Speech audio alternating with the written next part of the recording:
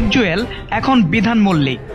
সাবেক প্রধানমন্ত্রী শেখ হাসিনার চাচাতো ভাই শেখ সালাউদ্দিন জুয়েলকে নিয়ে চলছে নানা সমালোচনা। জানা গেছে তিনি তার নাগরিকত্ব পরিবর্তন করে ভারতের নাগরিকত্ব নিয়েছেন, যেখানে দেখা গেছে তিনি তার নাম পরিবর্তন করে বিধান মল্লিক রেখেছেন।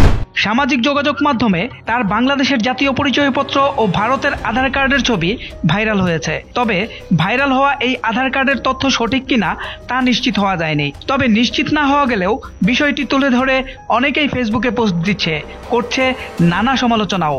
শেখ জুয়েলের আধার কার্ড ঘেটে দেখা গেছে তাতে শেখ সালাউদ্দিন জুয়েলের নাম পাল্টে রাখা হয়েছে বিধান মল্লিক। বাবার নাম মুদীন্দ্রনাথ মল্লিক, জন্ম তারিখ 1 জানুয়ারি 1959, আধার কার্ড নম্বর 844205675726, ঠিকানা সারাপোল, ডাকঘর স্বরূপনগর, উত্তর 24 পরগনা, পশ্চিমবঙ্গ।